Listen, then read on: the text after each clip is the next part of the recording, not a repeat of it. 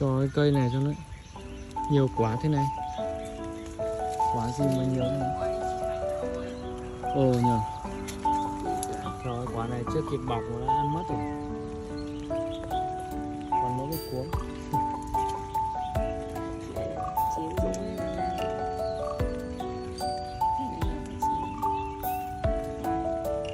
Ừ. Sao nó ăn kiểu gì? Ui quả này to thế. Cây này sai mà quả vẫn to nhỉ.